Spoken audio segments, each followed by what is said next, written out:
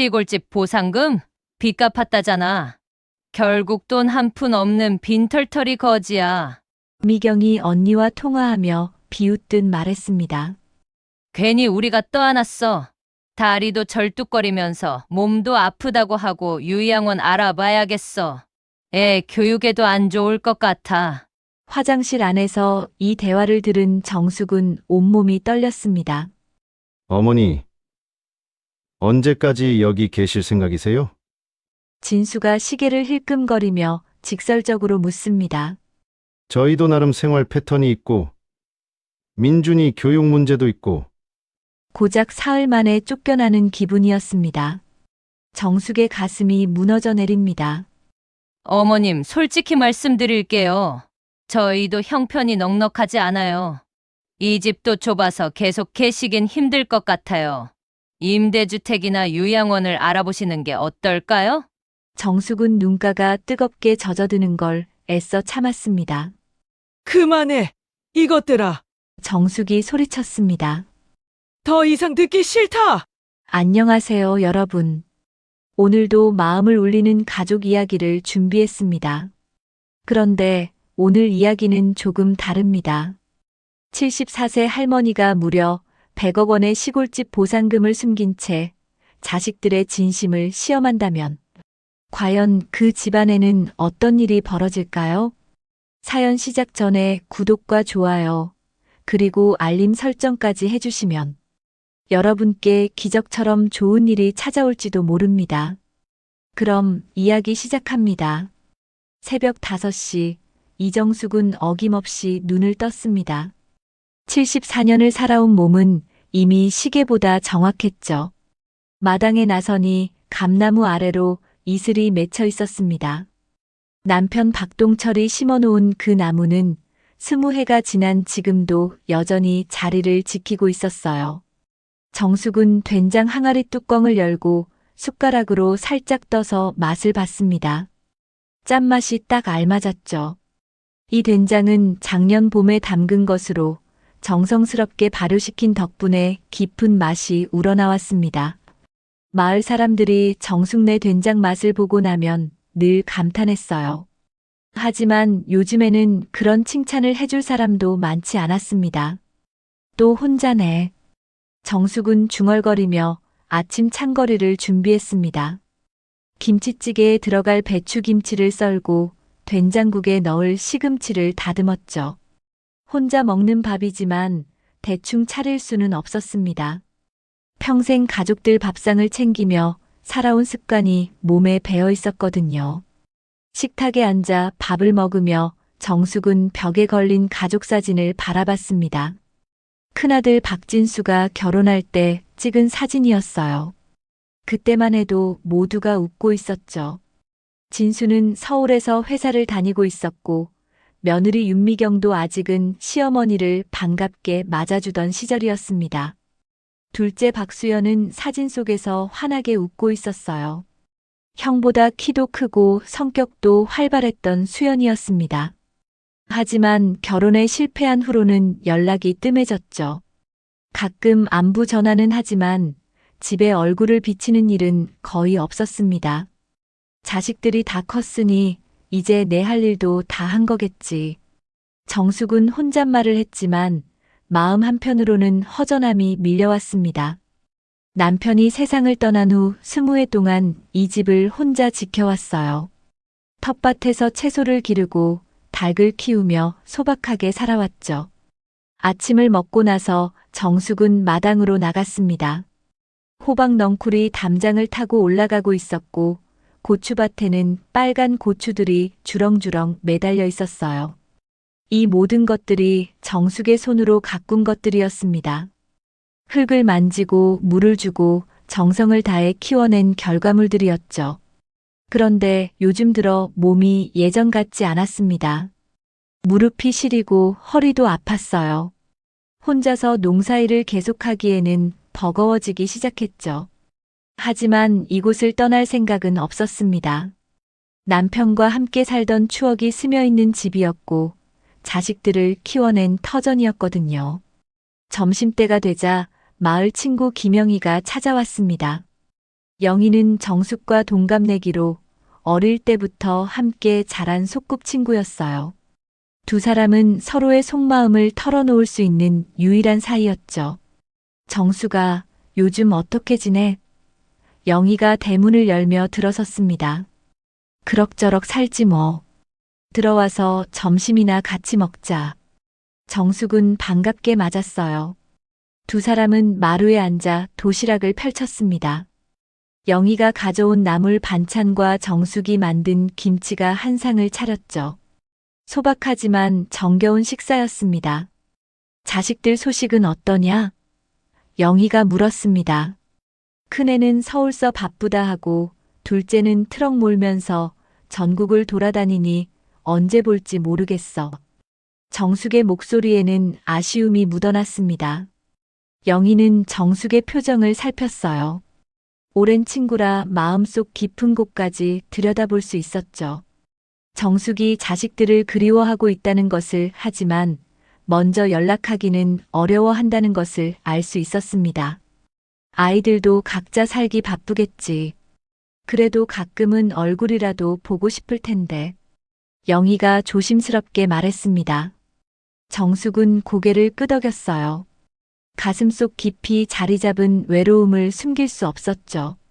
자식들이 성공하고 각자의 삶을 살아가는 것은 기쁜 일이었지만 정작 자신은 점점 잊혀져 가는 것 같았습니다. 오후가 되자 영희는 돌아갔고 정숙은 다시 혼자가 됐습니다. 저녁 준비를 하면서도 마음은 무거웠어요. 이런 날들이 앞으로도 계속될 것이라는 생각에 막막함이 밀려왔죠. 자식들은 각자의 삶에 바쁘고 정숙은 이 집에서 홀로 시간을 보내고 있었습니다. 며칠 후 아침, 정숙은 평소처럼 마당에서 빨래를 널고 있었습니다. 그때 마을 이장 최덕수가 급하게 뛰어왔어요. 얼굴에는 흥분이 가득했죠. 정숙 씨, 큰일 났습니다. 덕수가 숨을 헐떡이며 말했습니다. 우리 마을에 재개발이 들어온답니다. 정숙은 손에 들고 있던 빨래 집게를 떨어뜨렸어요. 재개발이라는 말이 귀에 들어오는 순간 머릿속이 하얘졌죠. 재개발이요? 갑자기 무슨 소리예요? 정숙이 당황하며 물었습니다. 구청에서 공문이 왔어요. 이 일대를 전부 철거하고 아파트 단지를 지을 계획이래요. 보상금도 엄청날 거라고 하더군요. 덕수의 목소리는 들뜨어 있었습니다. 정숙은 주저앉고 싶은 심정이었어요. 이 집은 남편 동철과 함께 지은 집이었고 자식들을 키운 보금자리였죠. 마당의 감나무도 울타리의 장미꽃도 모든 것이 추억으로 가득한 곳이었습니다. 언제까지래요? 정숙이 떨리는 목소리로 물었습니다. 내년 봄까지는 이사를 나가야 한다고 하네요. 보상금은 토지 면적이랑 건물 평가에서 나온다는데 정숙 씨 집은 땅도 넓고 위치도 좋으니까 꽤 나올 거예요. 그날 오후 구청 공무원들이 마을로 왔습니다. 정숙은 떨리는 마음으로 설명회에 참석했어요. 공무원이 펼쳐놓은 도면을 보니 정말로 마을 전체가 사라질 예정이었죠. 보상금은 개별적으로 통지해드릴 예정입니다. 토지 공시지가와 건물 시가를 기준으로 산정하게 되며 이주비도 별도로 지급됩니다. 공무원의 설명이 이어졌습니다. 정숙은 집으로 돌아와 한동안 멍하니 앉아 있었어요. 20해 동안 지켜온 이 집을 떠나야 한다는 현실이 받아들여지지 않았죠. 남편과 함께 심은 나무들, 함께 가꾼 텃밭, 자식들의 웃음소리가 들렸던 마당까지 모든 것을 포기해야 했습니다. 며칠 후 우편으로 보상금 통지서가 도착했습니다. 정숙은 떨리는 손으로 봉투를 뜯었어요. 그리고 그 안의 숫자를 보고 깜짝 놀랐죠. 100억 원? 정숙은 자신의 눈을 의심했습니다.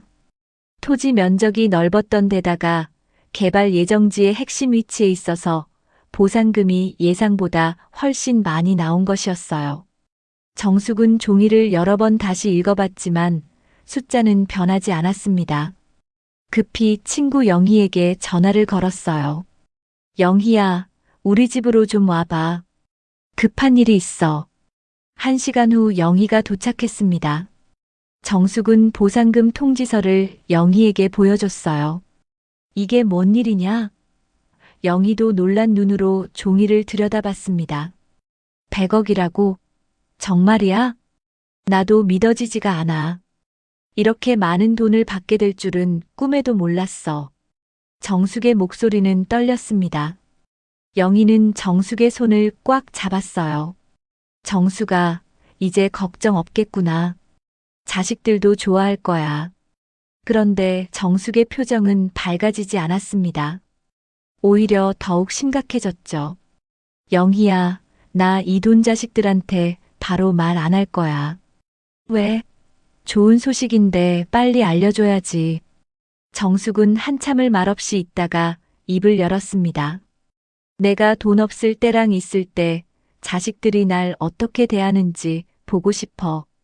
영희는 정숙의 진심을 이해할 수 있었어요. 평생을 가족을 위해 희생하며 살아온 정숙이었지만 정작 자식들이 어머니를 진심으로 대하는지 의문이 들었던 것이죠.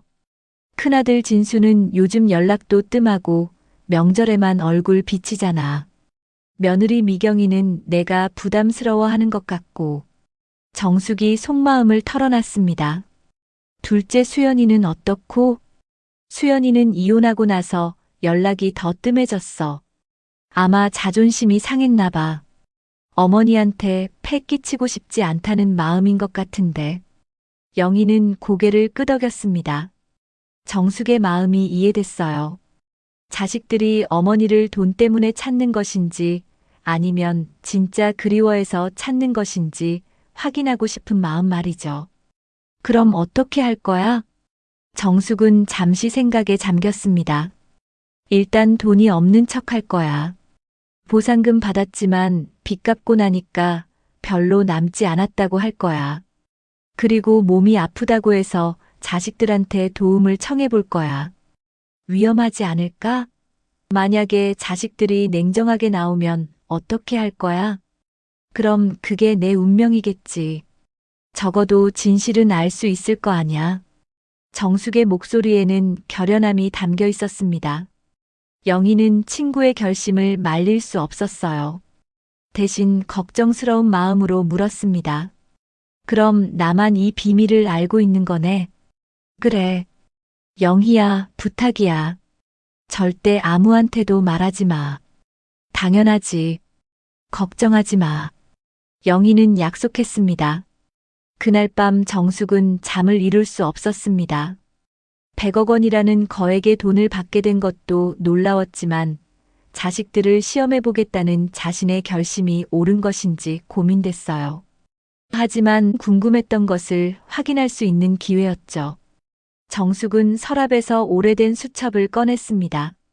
그 안에는 자식들의 전화번호가 적혀 있었어요.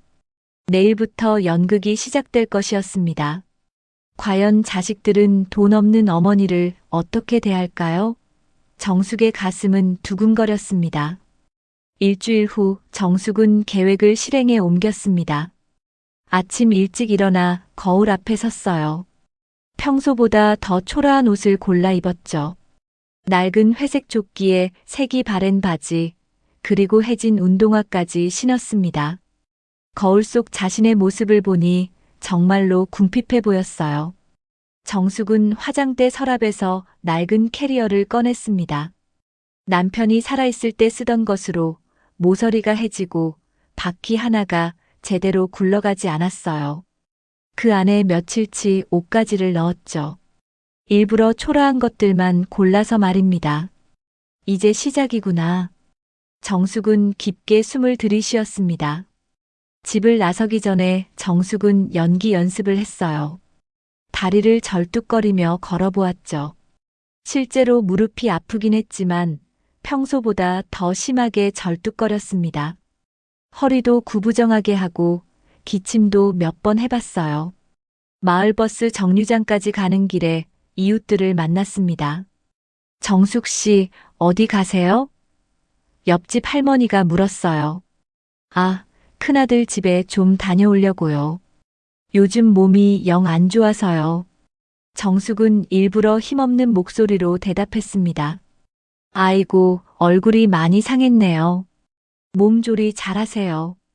정숙은 고개를 끄덕이며 버스에 올랐습니다. 서울까지 가는 길이 평소보다 길게 느껴졌어요. 마음이 무거웠거든요. 과연 이런 모습으로 나타난 자신을 큰아들 가족은 어떻게 맞아줄까요? 서울에 도착한 정숙은 지하철을 타고 진수가 사는 동네로 향했습니다. 아파트 단지 앞에서 잠시 망설였어요. 정말로 들어가야 할까 싶었죠. 하지만 이미 여기까지 온 마당에 돌아갈 수는 없었습니다. 아파트 엘리베이터 앞에서 정숙은 다시 한번 자신의 모습을 점검했어요. 옷도 구겨지고 머리도 흐트러졌고 캐리어도 낡아 보였죠. 딱 도움이 필요한 노인의 모습이었습니다. 12층에서 내려 진순의 집 문 앞에 섰습니다. 정숙은 한참을 그 앞에 서 있었습니다.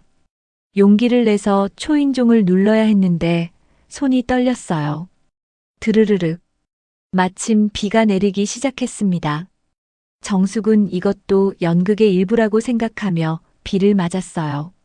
옷이 젖어들면서 더욱 초라해 보였죠. 어서 눌러야지. 정숙은 자신에게 말하며 초인종을 눌렀습니다. 잠시 후 인터폰 너머로 며느리 미경의 목소리가 들렸어요. 누구세요? 미경아, 나야. 엄마야. 어머님? 미경의 목소리에는 당황이 묻어났습니다. 잠깐만요. 몇 분 후 문이 열렸습니다. 미경이 나타났는데 얼굴에는 놀람보다 당황스러움이 먼저 드러났어요. 정숙의 초라한 모습을 위아래로 훑어봤죠. 어머님, 갑자기 어떻게? 미경의 목소리는 반갑다기보다는 부담스러워하는 기색이 역력했습니다. 미경아, 몸이 영 안 좋아서 며칠만 신세 좀 지려고. 정숙은 일부러 기침을 몇 번 했어요. 혼자 있기가 힘들어서. 미경은 잠시 망설였습니다. 그 표정을 보는 정숙의 마음은 무거워졌어요. 예상했던 일이지만 실제로 경험하니 가슴이 아팠죠. 아, 그러세요. 들어오세요. 미경은 마지못해 문을 열어줬습니다. 현관에 들어서니 집안은 깔끔하게 정리되어 있었어요. 거실에는 비싼 소파와 대형 텔레비전이 있었고 벽에는 가족 사진들이 걸려 있었죠. 하지만 정숙이 들어가는 시선은 그리 따뜻하지 않았습니다. 진수는 어디 있니? 정숙이 물었어요. 회사에서 늦는다고 연락 왔어요. 저녁에나 들어올 것 같아요. 미경은 정숙을 거실 소파에 앉게 했습니다. 갑자기 오시면 연락이라도 하시지. 준비도 못했네요. 정숙은 미경의 말투에서 불편함을 느꼈어요. 며느리의 표정은 예전과 달랐죠. 예전에는 그래도 웃으며 맞아줬는데 지금은 마치 짐이라도 된 것처럼 대했습니다. 물 좀 주겠니? 길이 멀어서 목이 마르네. 정숙이 부탁했어요. 네, 잠깐만요. 미경은 부엌으로 가서 물을 떠왔습니다. 컵도 일회용 종이컵이었어요. 정숙은 물을 마시며 주변을 둘러봤습니다. 집은 넓고 가구들도 좋아 보였어요. 진수가 나름대로 성공했다는 증거였죠. 하지만 왠지 이 집에서는 환영받지 못한다는 느낌이 들었습니다. 어머님, 시골집은 어떻게 됐어요? 재개발된다는 소리 들었는데. 미경이 조심스럽게 물었어요. 정숙은 이 질문을 기다렸습니다. 연극의 핵심 부분이었죠. 철거됐어. 보상금도 받긴 했는데. 정숙은 한숨을 쉬었습니다. 내 아버지가 남긴 빚이랑 친척들 빚 보증 선 것들 다 갚고 나니까 남는 게 별로 없더라고. 미경의 표정이 순간 굳어졌어요. 기대했던 것과 다른 대답이었거든요. 빚이 그렇게 많았어요? 미경의 목소리에는 실망이 묻어났습니다. 평생 모르고 살았는데 정리하다 보니까 이것저것 많이 나오더라고. 이제 갈 곳도 없고 돈도 없고. 정숙은 연기를 계속했어요. 그때 초등학생인 손자 민준이가 학원에서 돌아왔습니다.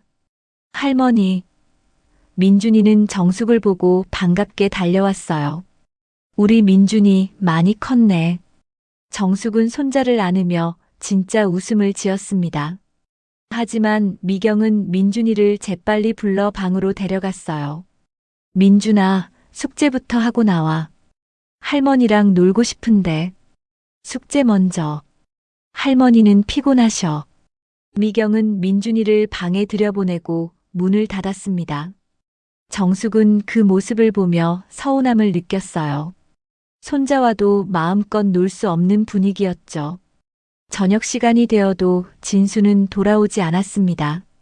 미경은 정숙에게 간단한 저녁을 차려줬지만 대화는 거의 없었어요. 어색한 침묵만 흘렀죠. 어머님, 오늘은 여기서 주무시고 내일 아침에 진수 오빠랑 얘기해 보세요. 미경이 말했습니다. 정숙은 고개를 끄덕였어요. 첫날부터 이미 며느리의 태도를 확인할 수 있었죠. 예전과는 확연히 달랐습니다. 돈이 없다고 하니까 부담스러워하는 것이 역력했어요. 밤늦게 진수가 돌아왔습니다. 어머니가 와 있다는 얘기를 들었지만 피곤하다며 인사도 대충 하고 들어갔어요. 정숙은 거실 소파에서 잠을 청했지만 쉽게 잠들 수 없었습니다. 이제 시작일 뿐이야. 정숙은 속으로 중얼거렸습니다. 과연 며칠 더 지나면 어떤 일이 벌어질까요? 다음 날 아침 정숙은 거실 소파에서 목과 허리가 결리는 통증으로 눈을 떴습니다. 뜨끈한 온돌방에서 자던 것과는 천지 차이였어요. 소파 쿠션이 딱딱해서 온몸이 뻐근했죠. 하지만 이것도 연기의 일부라고 생각하며 참아야 했습니다. 시계를 보니 아침 6시였어요. 주방에서는 벌써 미경이 부산하게 움직이는 소리가 들렸죠. 정숙은 몸을 일으켜 세우며 일부러 앓는 소리를 몇 번 냈습니다. 아이고, 허리야. 정숙은 소리를 내며 허리를 만졌어요. 미경이 소리를 듣고 거실로 나왔습니다.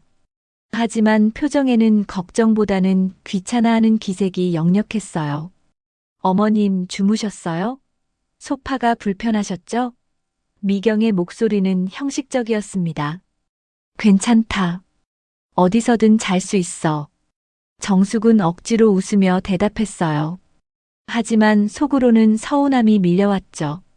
식탁에는 토스트 몇 장과 잼, 그리고 우유가 전부였습니다. 어제 저녁에 이어 또다시 간소한 식사였어요.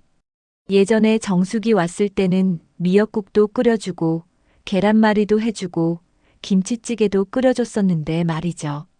확실히 대접이 달라졌습니다. 민준아, 빨리 먹고 학교 가야지. 미경이 아들을 재촉했어요. 민준이는 할머니 옆에 앉고 싶어 했지만 미경이 자리를 바꿔 앉히더군요. 할머니와 떨어진 자리에 말입니다. 정숙은 그 모습을 보며 가슴이 아팠어요. 할머니, 언제까지 우리 집에 있을 거예요? 민준이가 순진하게 물었습니다. 미경의 얼굴이 순간 굳어졌어요. 민준아, 그런 말하는 거 아니야.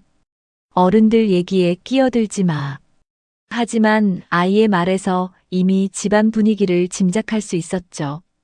분명히 어른들이 정숙에 대해 뭔가 얘기를 나눴을 거예요. 진수가 양복을 입고 거실로 나왔습니다. 넥타이를 매면서 시계를 자꾸 확인하더군요. 출근 시간이 늦어지는 것을 신경 쓰는 모습이었어요. 어머니, 어떻게 주무셨어요? 진수의 인사는 건성이었습니다. 응, 잘 잤다. 정숙은 짧게 대답했어요. 몸은 좀 어떠세요? 많이 편찮으시다고 하던데. 진수가 물었지만 진심 어린 걱정보다는 의무감에서 나온 질문 같았어요. 무릎도 아프고 허리도 아프고. 나이가 들어서 그런가 봐. 정숙은 일부러 힘없는 목소리로 말했습니다. 진수는 지갑에서 5만 원을 꺼내 어머니에게 건넸어요. 이거라도 병원비로 쓰세요. 정숙은 그 돈을 받으며 속으로 씁쓸함을 느꼈습니다. 고작 5만 원이었어요. 예전에 정숙이 올 때는 최소한 몇십만 원은 줬었는데 말이죠. 역시 돈이 없다고 생각하니까 주는 것도 줄어들었습니다. 고맙다, 진수야. 이것만 있어도 당분간 약값 걱정 안 해도 되겠구나. 정숙은 연기를 계속했어요. 진수는 손목시계를 다시 보더니 급하게 말했습니다. 어머니, 죄송한데 저 회사 가봐야 해요. 요즘 일이 많아서 일찍 나가야 하거든요. 미경이랑 천천히 얘기해 보세요. 그리고는 가방을 들고 서둘러 현관으로 향했어요. 어머니와 제대로 된 대화도 나누지 않은 채 말이죠. 정숙은 아들의 뒷모습을 바라보며 가슴이 먹먹해졌습니다. 아빠, 안녕히 다녀오세요. 민준이가 큰 소리로 인사했어요. 진수는 손만 흔들며 나갔습니다. 현관문이 닫히는 소리가 유난히 크게 들렸어요. 미경이 민준이를 학교에 보내고 나서 집안은 조용해졌습니다. 정숙과 미경만 남게 된 거죠. 분위기는 더욱 어색해졌어요. 어머님, 커피 드릴까요? 미경이 물었습니다. 하지만 목소리에 정성은 느껴지지 않았어요. 고맙구나. 정숙은 고개를 끄덕였습니다. 미경이 부엌에서 인스턴트 커피를 타오는 동안 정숙은 거실을 둘러봤어요. 벽에는 진수 가족의 행복한 사진들이 걸려 있었죠. 여행 사진, 민준이 생일 사진, 결혼 기념일 사진까지 다양했습니다. 하지만 정숙이 함께 찍은 사진은 없었어요. 어머님, 시골집 일은 정말 다 정리하신 거예요? 미경이 커피잔을 내려놓으며 조심스럽게 물었습니다. 정숙은 이 질문을 기다리고 있었어요. 며느리가 가장 궁금해하는 부분이었거든요. 응, 다 끝났어. 그런데 정숙은 한숨을 깊게 쉬었습니다. 생각보다 정리할 게 많더라고. 보상금은 얼마나 나왔어요? 미경의 질문은 직설적이었어요. 5천만 원 정도 나왔는데. 정숙은 말을 흐렸습니다. 내 아버지가 친척들 보증을 많이 서놨더라고. 그것도 나는 모르고 있었는데 정리하다 보니까 다 나오더라. 미경의 얼굴빛이 순간 변했어요. 기대했던 것과 전혀 다른 얘기였거든요. 보증이 얼마나 됐는데요? 3천만 원 정도. 그리고 농사 지으면서 은행에서 빌린 것도 있고 병원비로 쓴 것도 있고 이것저것 갚고 나니까 1,000만 원도 안 남더라고. 정숙은 거짓말을 자연스럽게 이어갔어요. 미경은 커피잔을 든 손을 가만히 내려놓았습니다. 그리고 한참 동안 말이 없었어요. 정숙은 며느리의 표정 변화를 주의 깊게 관찰했죠. 그럼 이제 어떻게 하실 거예요? 미경의 목소리에는 분명히 당황스러움이 묻어났습니다.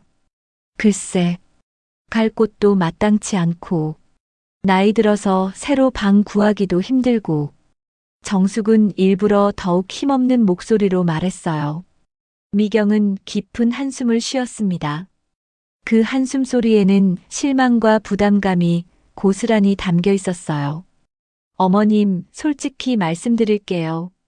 미경이 마침내 입을 열었습니다. 저희도 형편이 그렇게 넉넉하지 않거든요. 진수 오빠 회사도 요즘 구조조정 얘기가 나오고 있고 민준이 교육비도 한 달에 100만 원은 넘게 들어가요. 정숙은 미경의 말을 조용히 들었어요. 예상했던 반응이었지만 실제로 듣게 되니 마음이 아팠죠. 그리고 이 집도 그렇게 넓지 않잖아요. 민준이 공부방도 따로 없는 상황이고 미경은 말끝을 흐렸습니다. 정숙은 며느리가 하고 싶은 말을 다 알 수 있었어요. 돈도 없고 몸도 불편한 시어머니는 부담스럽다는 뜻이었죠. 점심시간이 되자 미경은 간단하게 라면만 끓여줬습니다. 어머님, 둘째 삼촌은 요즘 어떻게 지내세요? 미경이 라면을 먹으며 물었습니다. 수연이? 트럭 몰면서 전국을 돌아다녀. 이혼하고 나서 마음이 많이 상했나 봐. 연락도 뜸하고. 정숙이 답했어요. 아, 그러세요? 그럼 삼촌한테도 연락해 보시는 게 어때요? 미경의 말에는 분명한 의도가 있었습니다. 형제끼리 번갈아 가면서 모시는 것도 방법이잖아요. 정숙은 며느리가 자신을 떠넘기려 한다는 것을 분명히 느꼈어요. 하루도 채 지나지 않았는데 벌써 이런 얘기가 나오다니 정말 실망스러웠죠. 정숙은 화장실에 갔다가 우연히 미경이 베란다에서 전화하는 소리를 들었습니다. 목소리가 화장실까지 들렸어요. 언니, 큰일 났어. 시어머니가 갑자기 왔는데 완전 빈털털이야. 미경의 목소리였습니다. 정숙은 가슴이 철렁했어요. 보상금? 받긴 받았는데 빚 갚고 나니까 남은 게 없다는 거야. 정말 한 푼도 없어. 다리도 절뚝거리면서 몸도 아프다고 하고. 미경의 목소리에는 짜증이 섞여 있었어요. 어떻게 하라고? 우리가 모셔야 하나? 집도 좁은데 언제까지 계실 건지. 정숙은 더 이상 듣고 싶지 않았어요. 하지만 미경의 다음 말이 더욱 충격적이었습니다. 요양원? 그것도 생각해 봐야겠어. 여기서 계속 계시기는 어려울 것 같아. 민준이 교육에도 방해될 것 같고. 정숙은 화장실 벽에 기대어 눈물이 나올 뻔했어요. 고작 하루 반 만에 요양원 얘기까지 나오다니 정말 믿을 수 없었죠. 미경이 전화를 끊고 들어왔을 때 정숙은 아무렇지 않은 척 거실에 앉아 있었습니다. 하지만 마음속으로는 큰 충격을 받았어요. 저녁 시간이 되어 진수가 돌아왔을 때도 분위기는 여전히 차갑고 어색했습니다. 가족들이 저녁을 먹는 동안 대화는 거의 없었어요. 정숙은 손자 민준이와만 조금씩 이야기를 나눴죠. 그날 밤 정숙은 다시 거실 소파에 누웠지만 잠은 오지 않았습니다. 며느리의 전화 통화 내용이 계속 머릿속을 맴돌았어요. 과연 며칠 더 버틸 수 있을까요? 셋째 날 아침 정숙은 몸살기가 있는 척 일부러 일어나지 않았습니다. 기침을 크게 하고 앓는 소리를 냈어요. 과연 며느리가 어떤 반응을 보일지 궁금했거든요. 미경이 거실로 나와서 정숙을 보더니 걱정스러운 표정을 지었어요. 하지만 그 걱정은 진심이라기보다는 골치 아파하는 기색이 더 짙었죠. 어머님, 괜찮으세요? 열이 있으신 것 같은데. 미경이 정숙의 이마에 손을 대봤습니다. 몸이 으슬으슬하고 기운이 없네. 어젯밤에 소파에서 자느라 더 안 좋아진 것 같아. 정숙은 일부러 더 힘없는 목소리로 말했어요. 미경의 얼굴에 당황스러움이 스쳤습니다. 시어머니가 아프기라도 하면 더 큰 문제가 될 것이라는 생각이 든 거죠.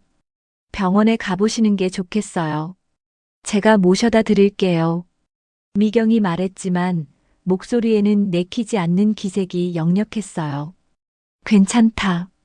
약국에서 감기약만 사다 먹으면 될 것 같아. 정숙은 고개를 저었습니다. 진수가 출근 준비를 하며 거실로 나왔어요. 어머니가 아프다는 소리를 듣고는 잠시 멈춰섰죠. 어머니, 많이 편찮으세요? 병원에 가보셔야 하는데. 진수의 말은 형식적이었습니다. 아니다.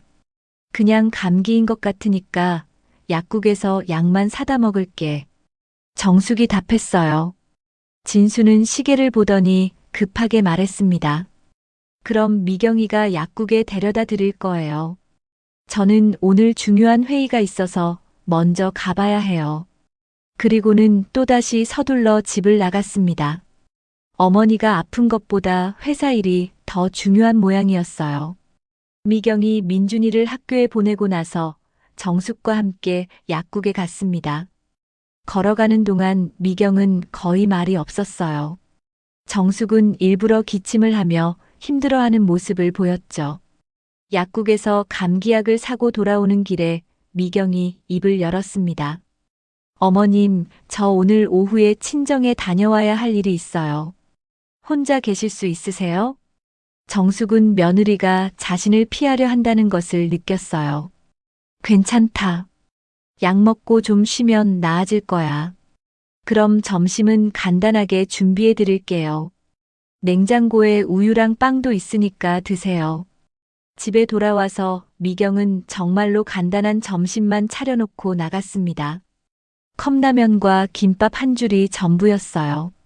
정숙은 혼자 남은 집에서 쓸쓸함을 느꼈죠. 오후가 되자 정숙은 집 안을 돌아다니며 이곳저곳을 살펴봤습니다.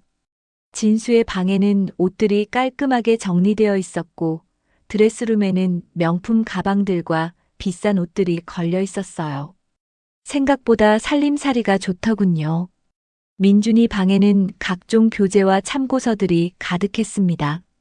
책상 위에는 비싼 컴퓨터와 태블릿도 있었어요. 정숙은 손자가 좋은 환경에서 공부하고 있다는 것을 알 수 있었죠. 거실 서랍을 열어보니 각종 서류들이 정리되어 있었습니다. 그 중에 진수의 급여 명세서가 눈에 띄었어요. 월급이 생각보다 적지 않았죠. 그런데도 어머니 모시는 것을 부담스러워 하다니 이해할 수 없었습니다. 저녁 시간이 되어 미경이 돌아왔어요. 손에는 친정에서 가져온 반찬들을 들고 있었죠. 어머님, 몸은 좀 어떠세요? 미경이 물었지만 목소리에 진심은 없었어요. 약 먹고 조금 나아진 것 같아. 정숙이 답했습니다. 그래도 계속 이러시면 병원에 가보셔야 해요. 나이 드시면 감기도 위험하거든요. 미경의 말에는 걱정보다는 부담감이 묻어났어요. 진수가 늦은 시간에 돌아왔을 때 집안 분위기는 더욱 차가워져 있었습니다. 저녁 식사 자리에서도 대화는 거의 없었어요. 어머니, 몸은 좀 괜찮으세요? 진수가 형식적으로 물었습니다. 응, 약 먹고 좀 나아졌어. 정숙이 답했어요. 그건 다행이네요. 그런데 어머니, 진수가 말을 꺼냈습니다. 언제까지 여기 계실 생각이세요? 정숙은 아들의 직설적인 질문에 당황했어요. 벌써 사흘밖에 안 됐는데 언제까지 있을 거냐고 묻다니 충격이었죠. 왜? 내가 방해가 되니? 정숙이 반문했습니다. 그런 건 아니고요. 진수는 말을 흐렸습니다. 다만 저희도 나름대로 생활 패턴이 있고 민준이 교육 문제도 있고 해서요. 미경이 거들었어요. 어머님도 여기서 계속 불편하실 거 아니에요.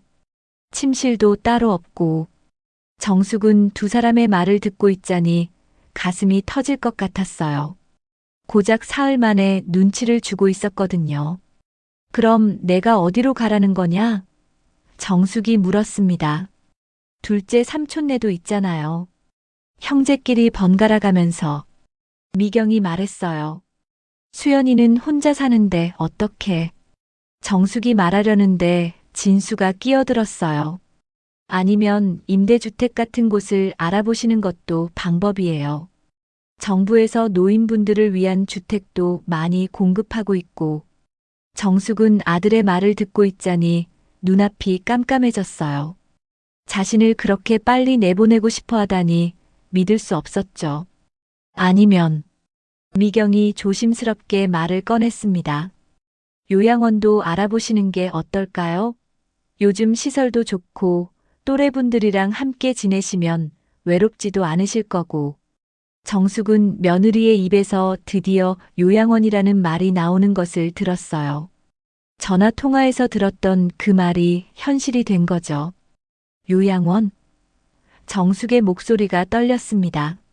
네, 물론 좋은 곳으로요. 저희가 알아보고 비용도 조금은 지원해 드릴게요. 진수가 말했어요. 정숙은 더 이상 참을 수 없었어요. 너희들은 내가 그렇게 부담스럽니? 고작 사흘 있었는데 벌써 내쫓으려고 하는구나. 그런 게 아니에요, 어머니. 진수가 당황하며 말했어요. 다만 현실적으로 생각해보면. 현실적으로? 정숙의 목소리가 높아졌습니다.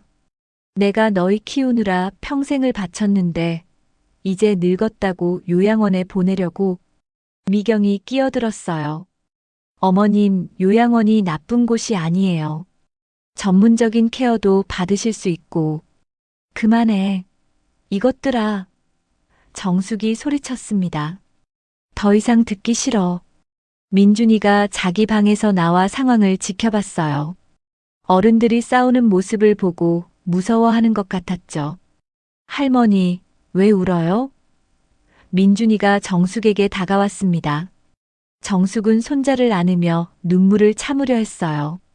괜찮다, 민준아. 할머니는 괜찮아. 하지만 미경은 민준이를 빼앗듯 데려갔어요. 민준아, 방에 가서 숙제해. 그날 밤 정숙은 잠을 이룰 수 없었습니다. 자식들의 진심을 확인한다는 명목으로 시작한 일이었지만 현실은 너무나 참혹했어요. 정말로 자신은 이 집에서 환영받지 못하는 존재였습니다. 새벽이 되어서야 정숙은 결심을 굳혔어요. 더 이상 이 연기를 계속할 수 없었죠. 내일은 진실을 말해야겠다고 생각했습니다. 하지만 그 전에 둘째 아들 수연이에게 연락을 해보고 싶었어요. 과연 수연이는 어떨까요? 정숙은 핸드폰을 꺼내 수연이의 번호를 찾았습니다. 새벽이지만 트럭 운전사인 수연이는 깨어있을 시간이었어요. 전화를 걸어야 할지 말아야 할지 고민하며 밤을 새웠습니다. 새벽 4시 정숙은 결국 수연이에게 전화를 걸었습니다. 트럭 운전사인 둘째 아들은 이 시간에도 운전을 하고 있을 거였어요. 신호음이 몇 번 울리더니 익숙한 목소리가 들렸죠. 어머니, 이 시간에 무슨 일이세요? 수연이의 목소리에는 놀라움과 걱정이 섞여 있었어요. 수연아, 미안하다. 정숙은 조심스럽게 말했습니다. 아니에요. 지금 고속도로 운전 중이에요. 어머니 목소리가 왜 이래요? 무슨 일 있으셨어요? 수연이는 즉시 어머니의 상태를 알아챘죠. 정숙은 잠시 망설였어요. 수연이에게도 같은 연기를 해야 할지 고민됐거든요. 하지만 큰아들 집에서의 경험이 너무 충격적이어서 더 이상 견딜 수 없었습니다. 어머니, 지금 어디 계세요? 혹시 형님 집에 계신 거예요? 수연이가 먼저 물었어요. 응, 진순의 집에 있어. 몸이 안 좋아서 며칠 신세를 지고 있는데. 정숙은 말끝을 흐렸습니다. 형수님이랑 잘 안 맞나 봐요?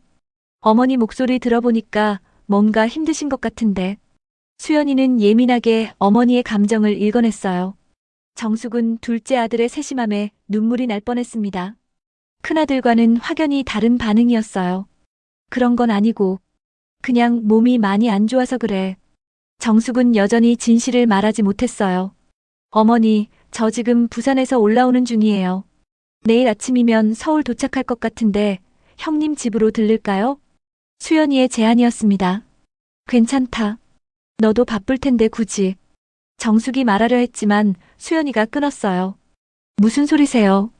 어머니가 편찮으시다는데 어떻게 안 가겠어요? 내일 아침에 갈게요. 전화를 끊고 나서 정숙은 조금이나마 위안을 받았어요. 적어도 둘째 아들은 달랐습니다. 하지만 수연이에게도 똑같은 시험을 해봐야 하는 건지 고민이 됐어요. 아침이 되자 정숙은 가방을 정리하기 시작했습니다. 더 이상 이 집에 있을 수 없다는 생각이 들었거든요. 미경이 일어나서 정숙의 모습을 보더니 놀랐어요. 어머님, 뭐 하세요? 어디 가시려고요? 미경이 물었습니다. 짐 정리하고 있어. 더 이상 패 끼칠 수 없으니까. 정숙은 담담하게 답했어요. 미경은 잠시 당황했지만 곧 안도의 표정을 지었습니다. 그래도 갈 곳은 정하셨어요? 수연이네로 가볼까 해. 정숙이 말했어요. 아, 그러세요. 그게 좋겠네요. 미경은 노골적으로 기뻐했어요. 진수가 일어나서 어머니가 짐을 싸고 있는 모습을 보더니 어색하게 말했습니다. 어머니, 성급하게 결정하신 거 아니에요? 좀 더 생각해 보세요. 하지만 그의 말에는 진심이 담겨 있지 않았어요. 오히려 빨리 나가주면 좋겠다는 속마음이 보였죠. 아니다. 이미 결정했어. 정숙은 단호하게 말했습니다. 그때 현관 초인종이 울렸어요. 미경이 나가보니 키 크고 건장한 남자가 서 있었습니다. 바로 수연이었어요. 형수님, 안녕하세요. 어머니, 어디 계세요? 수연이는 예의 바르게 인사했습니다. 수연 씨, 언제 왔어요? 어머니는 지금 짐 싸고 계세요. 미경이 답했어요. 수연이가 거실로 들어오자 정숙은 깜짝 놀랐습니다. 수연아, 벌써 왔구나. 어머니. 수연이는 어머니에게 달려가 안았어요. 왜 이렇게 야위셨어요? 많이 편찮으신가 봐요. 정숙은 둘째 아들의 따뜻한 품에 안기며 눈물이 나왔어요. 며칠 만에 처음으로 진짜 관심과 사랑을 받는 기분이었죠. 괜찮다, 수연아. 그냥 나이 들어서 그래. 정숙은 아들의 등을 토닥였어요. 진수가 동생을 보더니 어색하게 인사했습니다. 수연아, 갑자기 왔네? 형님, 어머니가 편찮으시다는데 어떻게 안 오겠어요? 수연이의 말에는 형에 대한 서운함이 묻어났어요. 그래도 연락이라도 하고 오지. 진수가 말했지만 수연이는 대꾸하지 않았어요. 수연이는 어머니의 가방을 보더니 물었습니다. 어머니, 어디 가시려고 하세요? 너네 집으로 가려고. 여기서는 더 이상 있을 수 없을 것 같아서. 정숙이 솔직하게 말했어요. 수연이는 형과 형수의 표정을 번갈아 봤습니다. 분위기를 금방 파악할 수 있었죠. 그러세요? 그럼 저희 집으로 가시죠. 제가 모셔다 드릴게요. 수연이는 흔쾌히 대답했어요. 미경이 재빨리 끼어들었습니다. 수연 씨, 어머님 몸이 많이 안 좋으셔서 돌봄이 필요할 거예요. 저도 알고 있어요. 걱정하지 마세요. 수연이는 단호하게 답했어요. 진수는 동생에게 조심스럽게 말했습니다. 수연아, 너도 혼자 사는데 어머니 모시기가 쉽지 않을 거야.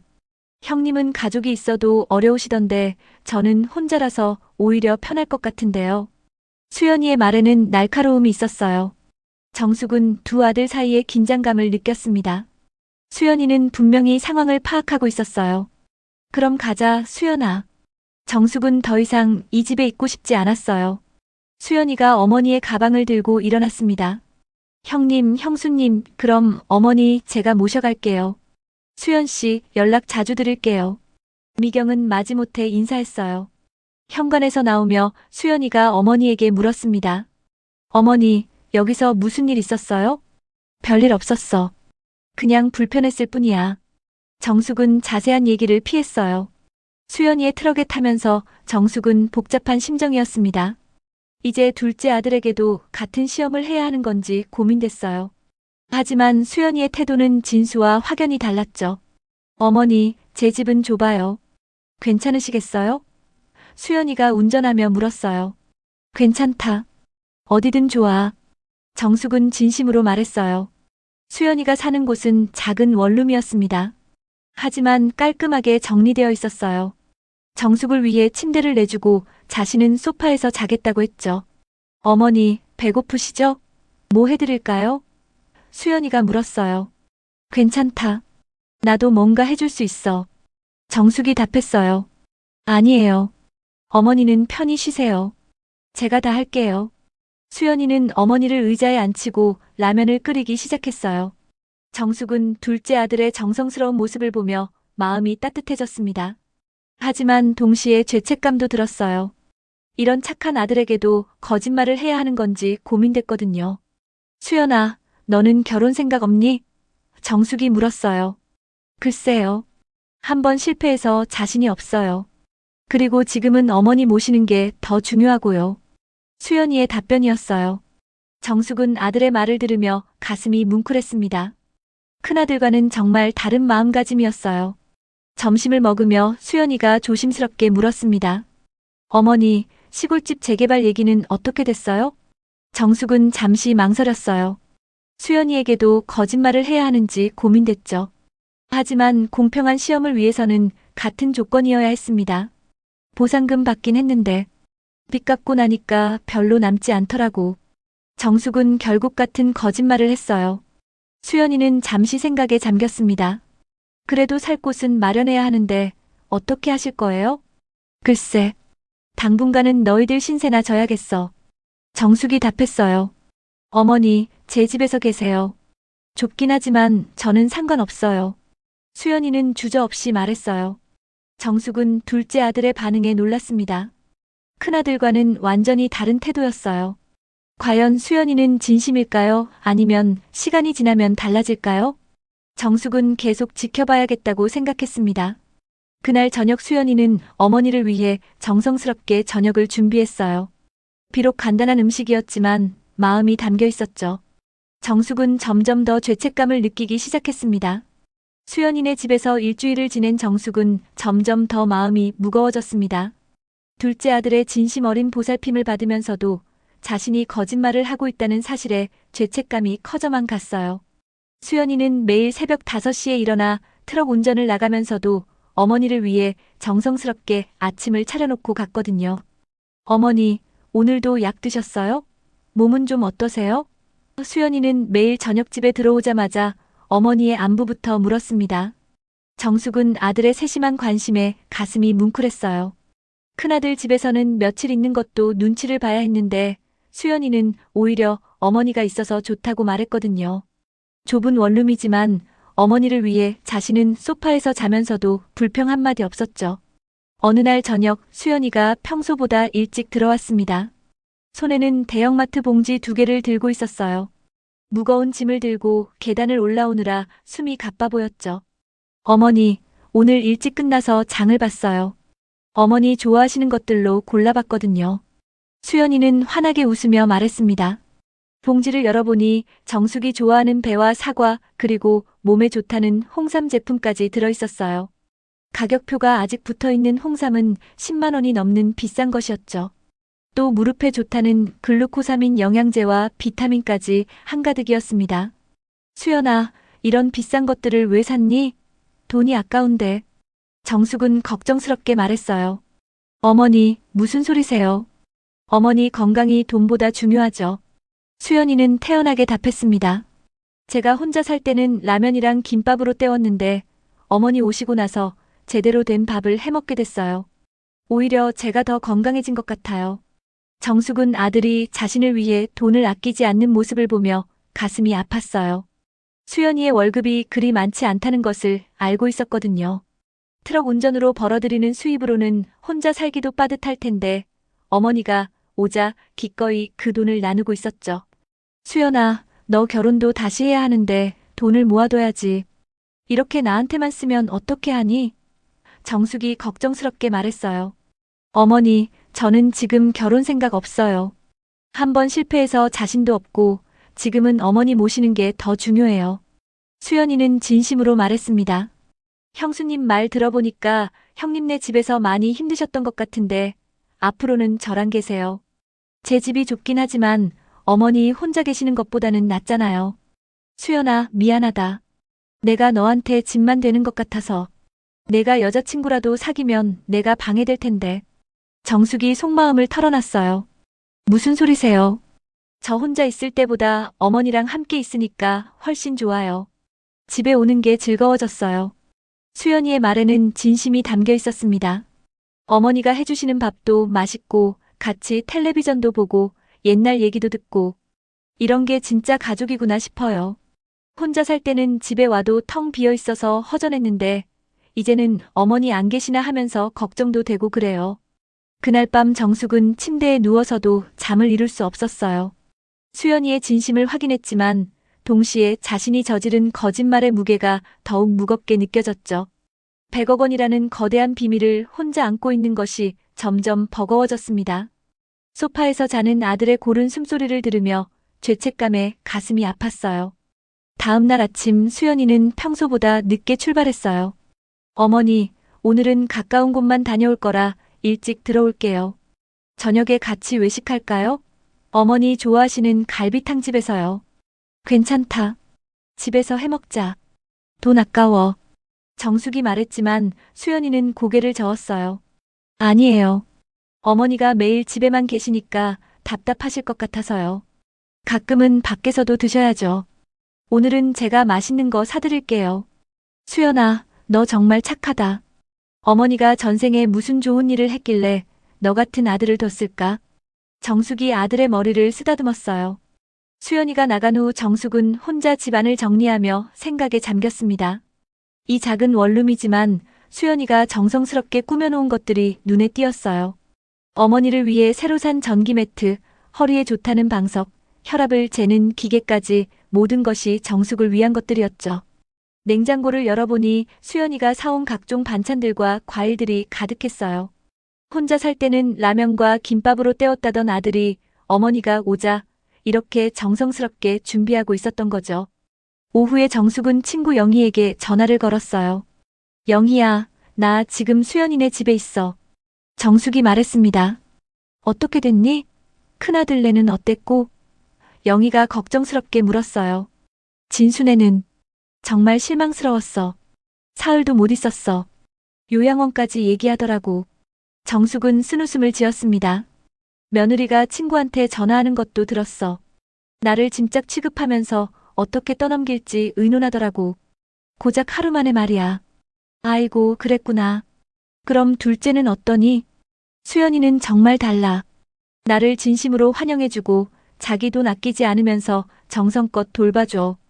오히려 내가 있어서 좋다고 하니까. 정숙의 목소리에는 복잡한 감정이 묻어났어요. 매일 비싼 영양제 사다 주고 맛있는 것도 해주고. 정말 천사 같은 아이야. 그럼 좋은 거 아니야? 적어도 한 아들은 제대로 된 거잖아. 그래서 더 힘들어. 이 착한 아이한테 거짓말을 하고 있으니까 말이야.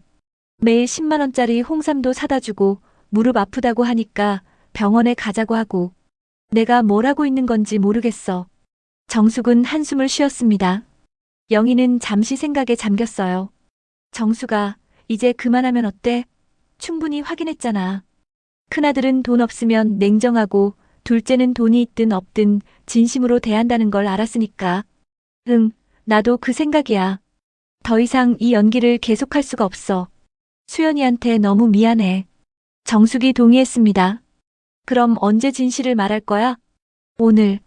오늘 저녁에 수연이가 들어오면 모든 걸 털어놓을 거야. 더 이상 이런 거짓말은 못하겠어. 정숙은 결심을 굳혔어요. 저녁 시간이 되자 수연이가 치킨과 피자를 사들고 들어왔습니다. 어머니, 오늘은 호화롭게 먹어요. 갈비탕은 내일 먹으러 가고 오늘은 이거 시켰어요. 수연아, 이런 거 왜 샀니? 돈만 아까워. 집에서 해 먹으면 되는데. 정숙이 말했지만 수연이는 웃으며 답했어요. 어머니랑 함께 먹으니까 더 맛있을 것 같아서요. 혼자 먹을 때는 이런 것도 안 시켜 먹었는데 어머니랑 함께 먹으니까 뭐든 맛있어요. 저녁을 먹으며 수연이가 말했습니다. 어머니, 제가 돈을 좀 모아서 더 큰 집으로 이사할게요. 어머니 방도 따로 마련해드리고 화장실도 좀 더 넓은 곳으로요. 여기는 너무 좁아서 불편하시겠어요. 괜찮다. 여기도 충분해. 너무 무리하지 마. 정숙이 말했지만 마음은 더욱 무거워졌어요. 아니에요. 어머니 편하게 해드리고 싶어요. 그동안 고생만 하셨는데 이제는 편히 쉬셔야죠. 식사를 마치고 수연이가 설거지를 하는 동안 정숙은 결심했습니다. 더 이상 미룰 수 없었어요. 이 착한 아들을 더 이상 속일 수 없었습니다. 수연아, 앉아라. 내게 할 말이 있어. 정숙은 진지한 표정으로 말했어요. 수연이는 어머니의 진지한 모습에 긴장했습니다. 어머니, 무슨 일이에요? 혹시 어디 아프세요? 병원에 가봤나요? 아니다. 몸이 아픈 건 아니고. 정숙은 말을 꺼내기 어려워했어요. 수연아, 사실 내가 너한테 거짓말을 했어. 거짓말이요? 무슨 거짓말을 하셨는데요? 수연이는 당황스러운 표정을 지었어요. 시골집 보상금 말이야. 사실은. 정숙은 말을 멈췄습니다.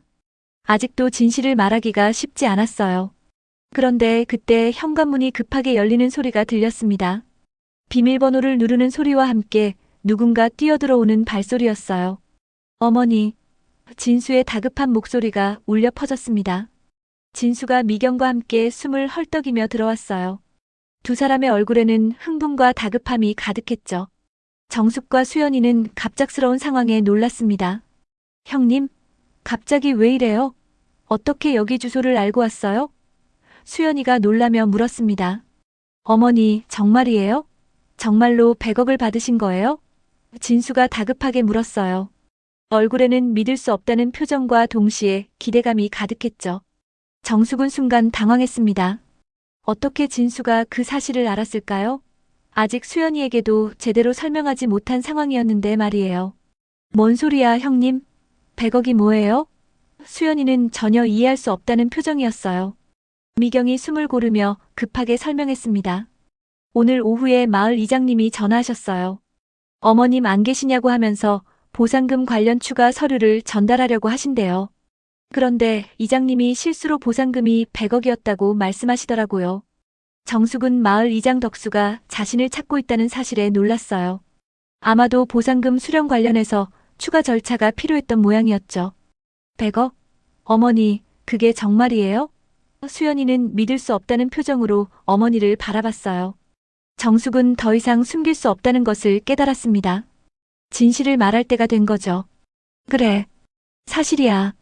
정숙은 조용히 고개를 끄덕였습니다. 그럼 빚 갚고 남은 게 없다는 건 거짓말이었어요? 수연이의 목소리에는 당황스러움이 묻어났어요. 미안하다, 수연아. 너희들을 시험해보고 싶었어. 정숙은 고개를 숙였습니다. 진수와 미경의 얼굴빛이 순간 변했어요. 분노와 당황스러움 그리고 복잡한 감정들이 뒤섞인 표정이었죠. 어머니, 그럼 우리가 요양원 얘기까지 했는데 다 듣고 계셨다는 거예요? 진수가 떨리는 목소리로 물었습니다. 그래, 다 들었어. 정숙은 담담하게 답했어요. 미경이 얼굴이 새빨갛게 달아오르며 끼어들었습니다. 어머님, 그럼 저희를 일부러 시험하신 거예요? 왜 그런 잔인한 짓을 하셨어요? 내가 돈 있을 때와 없을 때 너희들이 나를 어떻게 대하는지 보고 싶었어. 정숙의 목소리는 단호했습니다. 그리고 결과는 충분히 확인했지. 수연이는 아직도 상황을 정리하지 못하고 있었어요. 어머니, 그럼 정말로 100억이 있다는 거예요? 정말로요?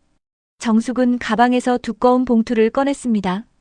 그 안에는 100억 원 입금 확인서와 각종 서류들이 들어있었어요. 이게 증거야. 정숙은 서류를 테이블 위에 놓았습니다. 세 사람은 모두 그 서류를 바라봤어요. 진짜 100억 원이 적힌 입금 증명서였죠. 숫자를 보는 순간 방 안의 공기가 달라졌습니다. 진수와 미경은 복잡한 표정을 지었습니다. 어머니가 거짓말을 한 것에 대한 분노와 동시에 100억이라는 거대한 돈에 대한 욕심이 동시에 느껴졌어요. 미경은 입금 증명서를 자세히 들여다보며 숫자를 몇 번이나 확인했죠. 어머니, 정말 100억이네요.